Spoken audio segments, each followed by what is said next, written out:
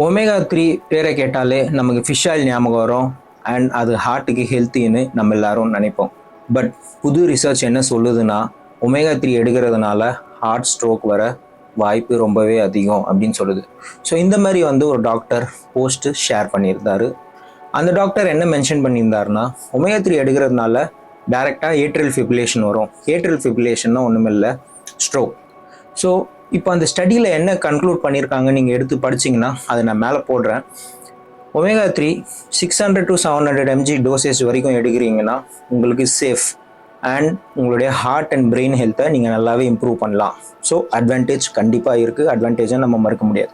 ரெண்டாவது விஷயம் என்ன சொல்லியிருப்பாங்கன்னா, 1 கிராம் 1000 mg மேலே நீங்கள் போகிறீங்கன்னா ஸ்ட்ரோக்குக்கான வாய்ப்பு அதிகம் அப்படின்னு. எதனாலனா இது வேகஸ் நர்வ் மூலமாக உங்களுக்கு ஹார்ட்டுடைய பேட்டர்னை இர்ரெகுலராக மாற்றுது. அண்ட் அதனால் உங்களுக்கு பார்த்தீங்கன்னா ஸ்ட்ரோக் சான்சஸ் அதிகம் அப்படின்னு அது ஒரு ரீசனாக பாயிண்ட் அவுட் பண்ணியிருக்காங்க. பட் அகெயின் அதே ஸ்டடியில் பார்த்தீங்கன்னா ரிலேட்டிவ் ரிஸ்க்னு ஒரு வார்த்தை போட்டிருப்பாங்க. Relative risk 10%. இப்போது ஆல்ரெடி 10% அவங்களுக்கு ஹார்ட் ரிஸ்க் இருக்குது, 10% ரிலேட்டிவ் ரிஸ்க் அப்படின்னு மென்ஷன் பண்ணால் ஆல்டுகெதர் அது 11% தான். 1% இன்க்ரீஸ் தான் relative risk. But absolute risk mention பண்ணியிருந்தாங்கன்னா 10+10 அது 20% நம்ம கன்சிடர் பண்ணிக்கலாம் ஆவரேஜ். ஸோ இந்த பாயிண்ட்டையும் நம்ம கன்சிடர் பண்ணிக்கணும். ஸோ நீங்கள் ஒமேகா 3 எடுக்கும்போது டோசேஜை நீங்கள் மைண்ட் பண்ணிக்கோங்க. 700 to 750 mg டோசேஜ் போதுமான அளவுக்கு நீங்கள் எடுக்கலாம், அதுக்கு மேலே தாண்டணும்னு அவசியம் இல்லை.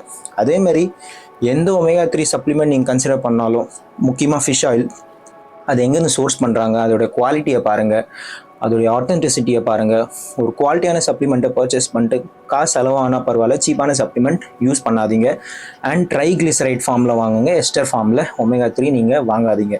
ஸோ நெக்ஸ்ட் டைம் நீங்கள் ஒமேகா 3யை கன்சியூம் பண்ணும்போது டோசேஜ் போதுமான அளவுக்கு எடுத்துக்கோங்க. அண்ட் சயின்ஸை புரிஞ்சுக்கிட்டு நீங்கள் சப்ளிமெண்ட்டை கன்சிடர் பண்ணுங்கள்.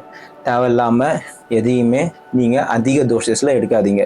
ஒமேகா 3 எடுக்கிற உங்கள் ஃப்ரெண்டுக்கு இந்த ரீலை ஷேர் பண்ணுங்கள் அண்ட் கீழே கமெண்ட்டில் டேகும் பண்ணுங்கள்.